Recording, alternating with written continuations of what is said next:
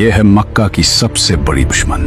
یہ ہے وہ عورت جو نبی کریم صلی اللہ علیہ وسلم کے راستے میں کانٹے بچھایا کرتی تھی. مکہ کی گلیوں میں تیرا سچ نہیں چلے گا محمد.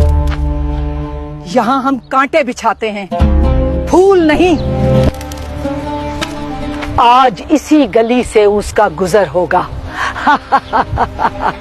جس راہ سے رحمت عالم صلی اللہ علیہ وسلم کا گزر ہونا ہوتا، وہاں وہ نفرت اور عداوت کے بیج بو دیا کرتی تھی. اس نے سمجھا تھا کہ وہ نور کو کانٹوں سے روک لے گی، مگر اسے خبر نہ تھی کہ کانٹے تو پھولوں کے راستے روک سکتے ہیں، خدا کے فیصلوں کو نہیں. آئیے جانتے ہیں ابو لہب اور اس کی بیوی ام جمیل کے اس دور کو جب مکہ کی گلیوں میں نفرت اور سرمایہ داری کا نشہ اپنے عروج پر تھا. یہ کہانی اس دور سے شروع ہوتی ہے جب مکہ کی فضاؤں میں پہلی بار لا الہ الا اللہ کی صدا گونجی. ارے کہاں جا رہے ہوں؟ تمہیں خبر نہیں؟ ایک سچے پیغام دینے والے نے پہاڑی پر سب کو بلایا ہے. مگر اس ہجوم میں دو ایسے چہرے بھی تھے جن کی آنکھوں میں نفرت اور غصہ اتر آیا تھا: ابو لہب اور اس کی بیوی ام جمیل. وہ جہاں قدم رکھیں گے وہاں میری نفرت کے کانٹے ہوں گے. 3 برس تک حضور اقدس صلی اللہ علیہ وسلم انتہائی پوشیدہ طور پر نہایت رازداری کے ساتھ تبلیغ اسلام کا فرض ادا فرماتے رہے. اس درمیان میں عورتوں میں سب سے پہلے حضرت بی بی خدیجہ رضی اللہ عنہا، اور آزاد مردوں میں سب سے پہلے حضرت ابو بکر صدیق رضی اللہ عنہ، اور لڑکوں میں سب سے پہلے حضرت علی رضی اللہ عنہ، اور غلاموں میں سب سے پہلے حضرت زید بن حارثہ رضی اللہ عنہم اجمعین ایمان لائے. 3 برس کی اس خفیہ دعوت اسلام میں مسلمانوں کی ایک جماعت تیار ہو گئی، اور خداوند تعالیٰ کا حکم ہوا کہ اے محبوب، آپ اپنے قریبی خاندان والوں کو خدا سے ڈرائیں. تو حضور علیہ السلام نے ایک دن کوہ صفا کی چوٹی پر چڑھ کر یا معاشر قریش کہہ کر قبیلہ قریش کو پکارا. جب سب قریش جمع ہو گئے تو آپ نے فرمایا کہ اے میری قوم، اگر میں تم لوگوں سے یہ کہہ دوں کہ اس پہاڑ کے پیچھے ایک لشکر چھپا ہوا ہے جو تم پر حملہ کرنے والا ہے، تو کیا تم لوگ میری بات کا یقین کر لو گے؟ تو سب نے ایک زبان ہو کر کہا کہ ہاں ہاں، ہم یقیناً آپ کی بات کا یقین کر لیں گے، کیونکہ ہم نے آپ کو ہمیشہ سچا اور امین ہی پایا ہے. آپ نے فرمایا کہ اچھا، تو پھر میں یہ کہتا ہوں کہ میں تم کو عذاب الہی سے ڈرا رہا ہوں، اور اگر تم لوگ ایمان نہ لاؤ گے تو تم پر عذاب الہی اتر پڑے گا. اس مجلس میں ابو لہب بھی تھا.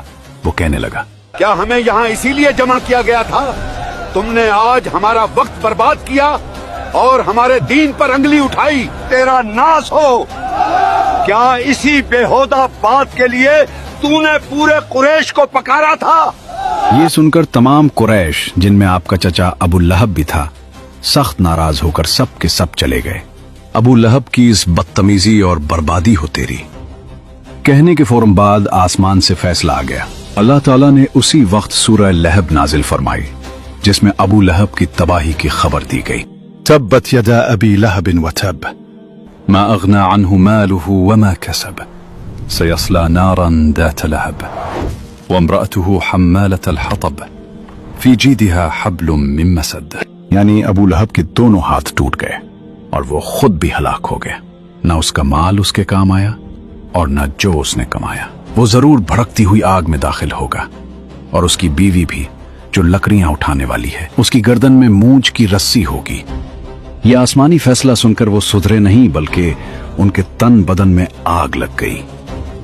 ابو لہب اور اس کی بیوی ام جمیل کی دشمنی اب جنون نہ بدل چکی تھی. ام جمیل مکہ کے طاقتور سردار ابو سفیان کی بہن تھی، جسے دنیا ام جمیل کے نام سے جانتی تھی. اس کے گلے میں ہر وقت ایک قیمتی ہار چمکتا رہتا تھا، لیکن اس کا دل اتنا ہی کالا تھا. اس بدبخت نے قسم کھا رکھی تھی کہ میں اپنا یہ قیمتی ہار بیچ کر محمد کی مخالفت اور دشمنی میں خرچ کروں گی. آئیے جانتے ہیں کہ اس گھر کے اندر کیا ہوتا تھا جہاں ام جمیل اور ابو لہب رہتے تھے. صرف چڑھانے سے کام نہیں چلے گا، میں ان کے راستوں کو جہنم بنا دوں گی. وہ جہاں قدم رکھیں گے وہاں میری نفرت کے کانٹے ہوں گے. ابو لہب ہر رات جب مکہ سو جاتا، یہ بدبخت عورت نکل آتی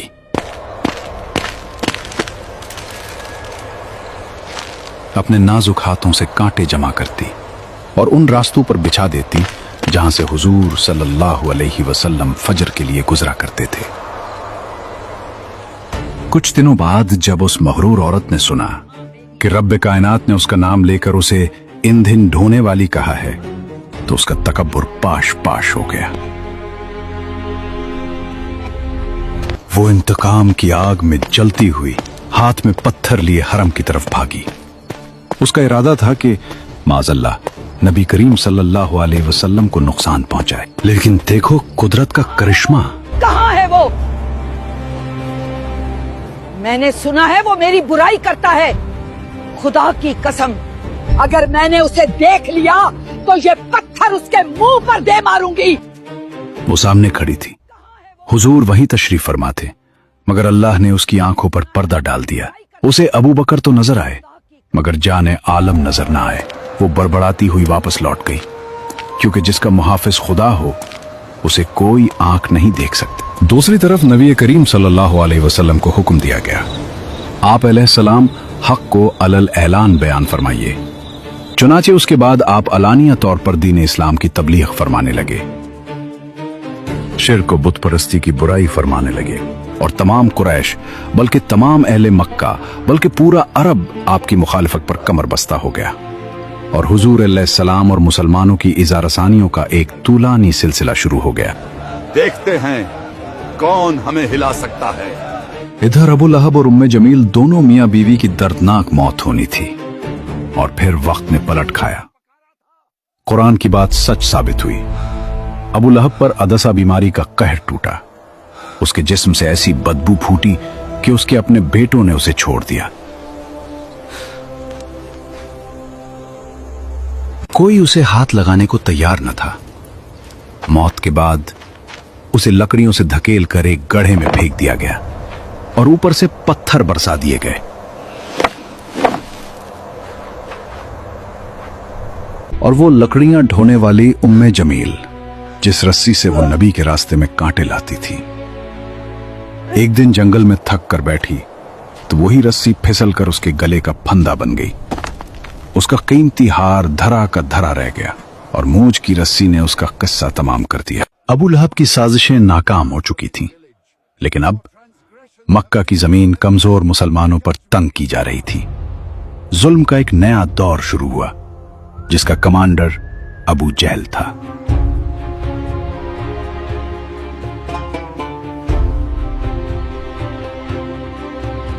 उनका फैसला था कि जो भी गरीब या गुलाम कलमा पढ़ेगा उसे इतनी तकलीफ दो कि वो मौत मांगे या इस्लाम छोड़े। कुफार मक्का खानदान बनु हाशिम के इंतकाम और लड़ाई भड़क उठने के खौफ से हुजूर अलैहिस्सलाम को कत्ल तो नहीं कर सके, लेकिन तरह तरह की तकलीफों और ईजा रसानियों से आप पर जुल्म और सितम का पहाड़ तोड़ने लगे।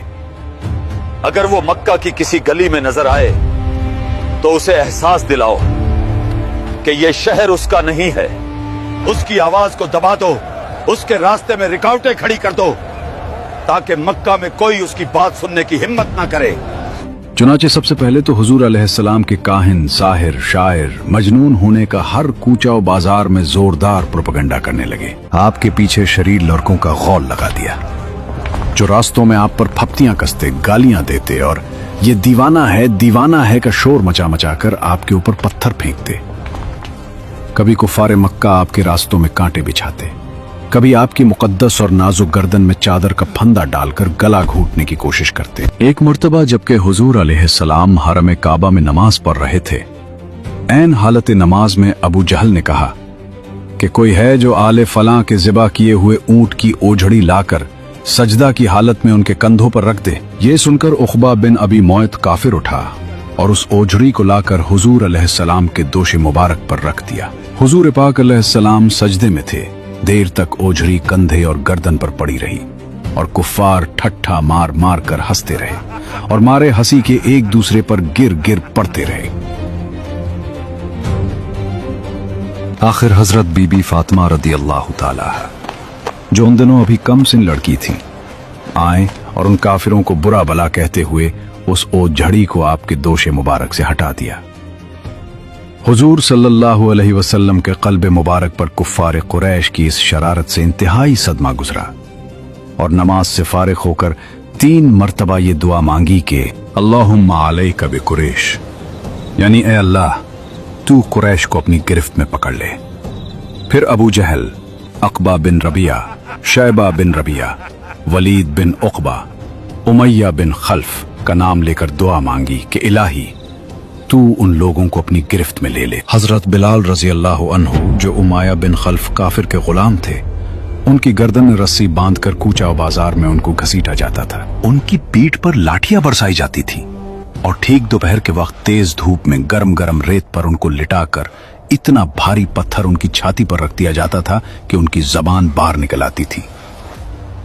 उमैया काफिर कहता था कि इस्लाम से बाज आ जाओ वरना इसी तरह घुट घुट कर मर जाओगे।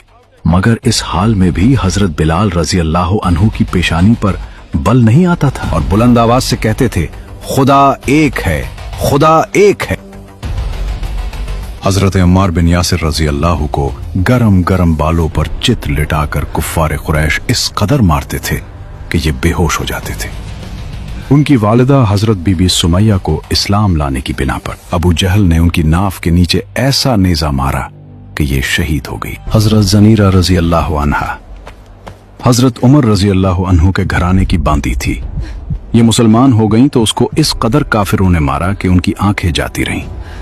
मगर खुदावंद ताला ने हुजूर अक़दस सल्लल्लाहु अलैहि वसल्लम की दुआ से फिर उनकी आंखों में रोशनी अता फरमा दी। तो मुशरिकीन कहने लगे, ये मोहम्मद के जादू का असर है। हजरत अबू ज़र गफारी रज़ी अल्लाह ताला अन्हु जब दामन इस्लाम में आए तो मक्का में एक मुसाफिर की हैसियत से कई दिन तक हरम काबा में रहे। ये रोजाना जोर जोर से चिल्ला चिल्ला कर अपने इस्लाम का ऐलान करते थे और रोजाना कुफार कुरैश उनको इस कदर मारते थे कि ये लहूलहान हो जाते थे और इन दिनों में आब जमजम के सिवा उनको कुछ भी खाने पीने को नहीं मिला। वाज़ेह रहे कि कुफार मक्का का ये सलूक सिर्फ गरीबों और गुलामों ही तक महदूद नहीं था, बल्कि इस्लाम लाने के जुर्म में बड़े बड़े मालदारों और रईसों को भी उन